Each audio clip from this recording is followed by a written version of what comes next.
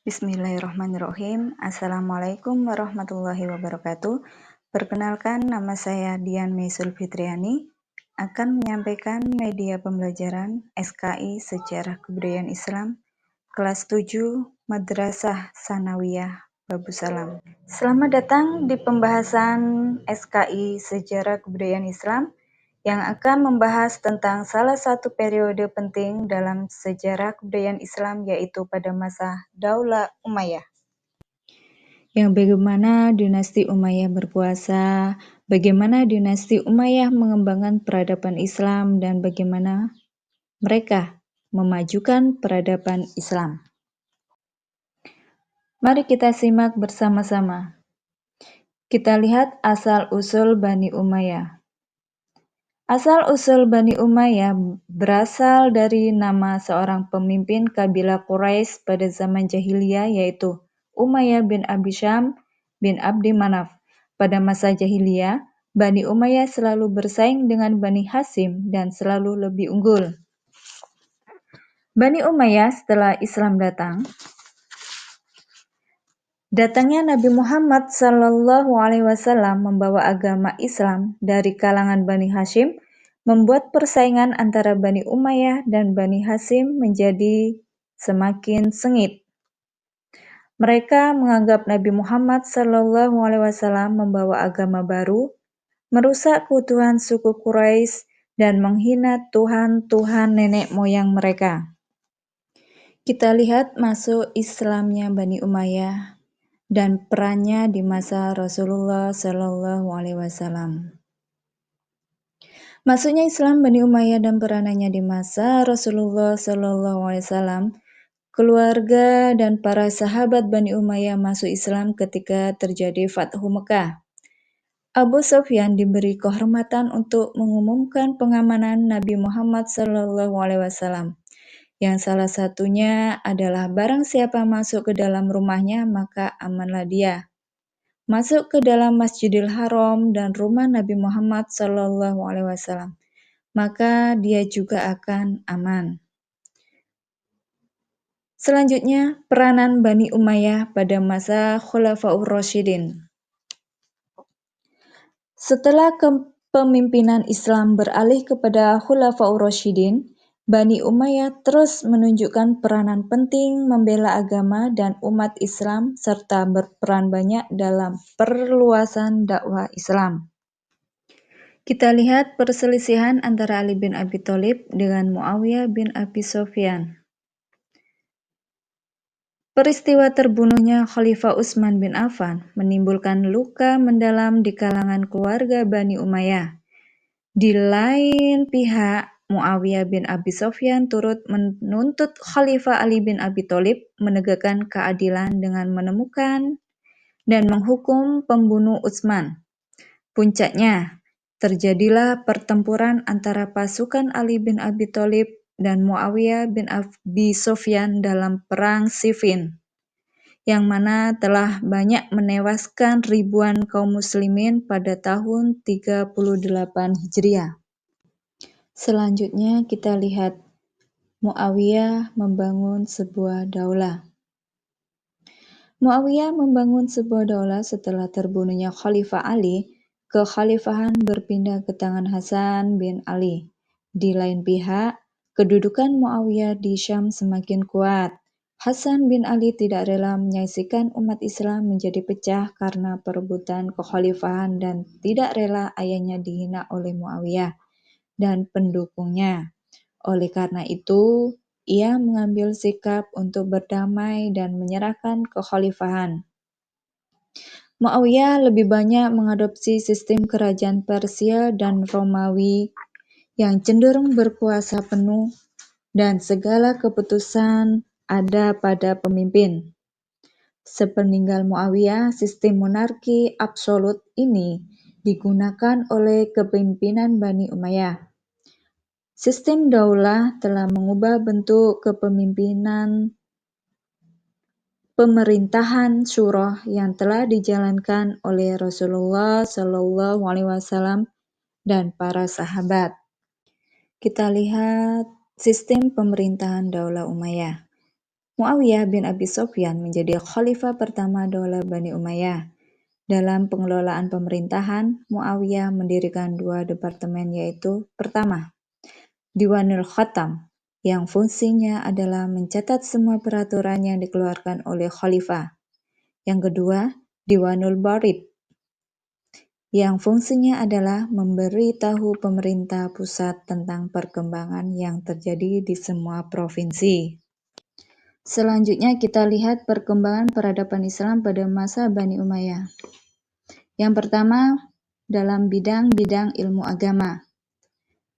Untuk menyempurnakan tulisan dan tanda baca Al-Quran, misal ba, ta, sa, ja, ha, kho, itu tidak ada tanda titiknya, tidak ada barisnya, sehingga memudahkan orang non-Arab untuk membacanya. Yang kedua, ilmu cara membaca Al-Quran. Di antaranya yang dikenal sampai saat ini yaitu qiraah, yaitu seni baca Al-Quran yang didasarkan kepada Quran dan hadis. Kodifikasi dan penulisan hadis. Seiring dengan banyaknya para penghafal hadis yang telah gugur dan banyaknya orang-orang yang menyebarkan hadis palsu, maka diadakan kegiatan pengumpulan dan penulisan hadis sahih dan berkembangnya kegiatan kodifikasi hadis. Kita lihat tafsir Al-Quran. Ilmu yang mempelajari dan menjelaskan ayat-ayat Al-Quran yang sulit dipahami lahir pada masa dinasti ini. Lalu ilmu fikih. Ilmu yang mempelajari hukum-hukum menurut sumber-sumber agama Islam juga mendapat perhatian serius di masa dinasti ini berkuasa. Selanjutnya, ilmu tasawuf. Ilmu yang membahas cara-cara membersihkan hati dan mendekatkan diri kepada Allah Subhanahu wa Ta'ala. Ilmu ini pun cukup hidup dan berkembang. Kita bisa melihat bahwa tokoh-tokoh sufi terkenal banyak hidup di zaman dinasti ini. Selanjutnya kita lihat perkembangan peradaban Islam pada masa Bani Umayyah dalam bidang politik dan militer. Dalam bidang politik, selain menghadapi berbagai macam tantangan yang muncul dari luar, dinasti ini selalu dibayang-bayangi oleh pemberontakan seperti kaum pendukung Ali yang menyimpan luka mendalam terhadap Bani Umayyah. Gangguan kaum Khawarij yang merasa tidak puas dengan Muawiyah dan keturunannya. Tak hanya itu, dalam bidang militer, dinasti Bani Umayyah pun terus berusaha menciptakan stabilitas dalam negeri dengan menumpas berbagai macam pemberontakan. Selanjutnya kita lihat dalam bidang ekonomi dan sosial. Dalam bidang ekonomi dan sosial, mereka mencetak mata uang sendiri, yaitu berupa berbentuk logam yang bertuliskan huruf Arab, yaitu lafaz syahadat.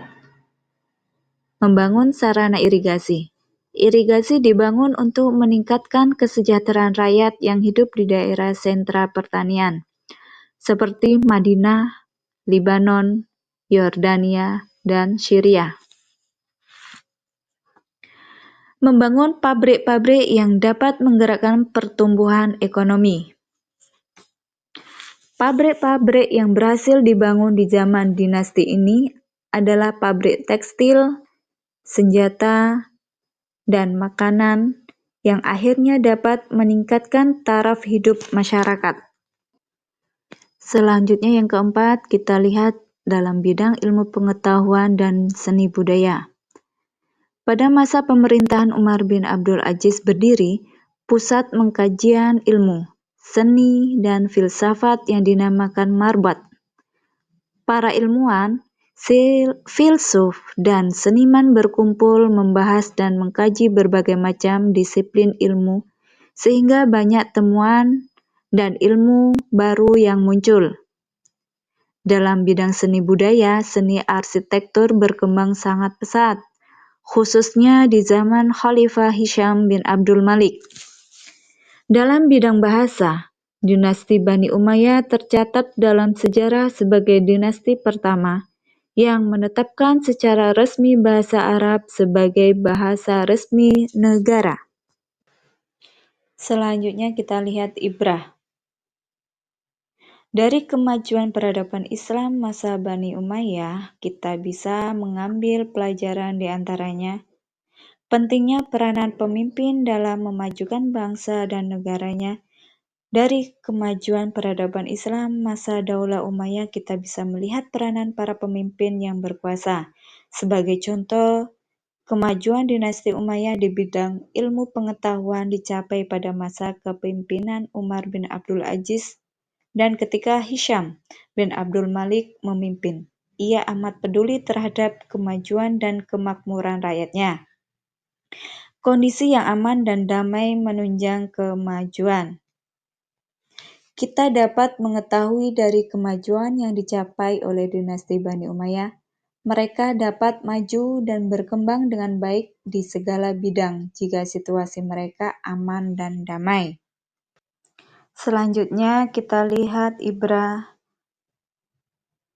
dari perkembangan peradaban Islam pada masa Bani Umayyah, yaitu cinta, ilmu, dan semangat belajar. Bangsa yang maju biasanya bangsa yang terdiri dari orang-orang yang mencintai ilmu pengetahuan dan memiliki semangat untuk terus belajar.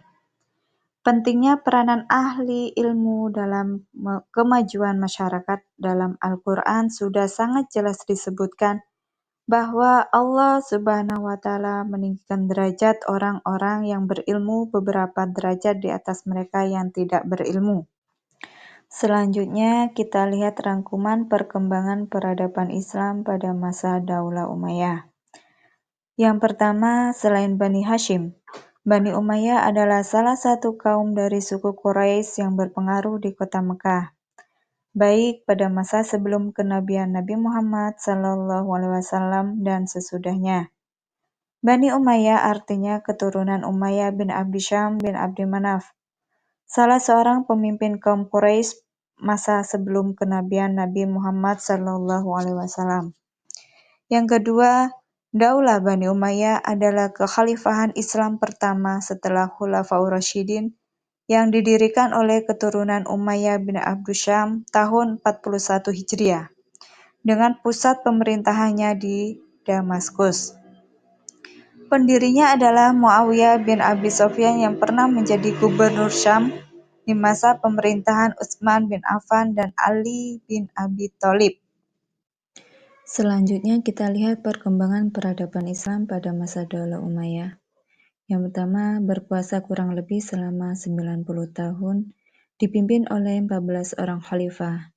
Khalifah-khalifah yang terkenal dan paling banyak jasanya adalah Muawiyah bin Abi Sufyan, Abdul Malik bin Marwan, Walid bin Abdul Malik, Umar bin Abdul Aziz, dan Hisham bin Abdul Malik. Kedua, Daulah Umayyah adalah pemerintahan Islam pertama yang menerapkan sistem pemerintahan monarki, yaitu sistem pemerintahan yang pemimpinnya diangkat berdasarkan keturunan. Ketiga, Daulah Umayyah disebut sebagai pelopor kemajuan peradaban Islam karena masa kekuasaannya menjadi titik awal kemajuan peradaban Islam baik dalam bidang ilmu agama, politik, militer, sosial, dan budaya. Demikianlah media pembelajaran yang saya sampaikan. Saya akhiri, wabillahi taufiq wal hidayah, wa ridha wa inayah. Wassalamualaikum warahmatullahi wabarakatuh.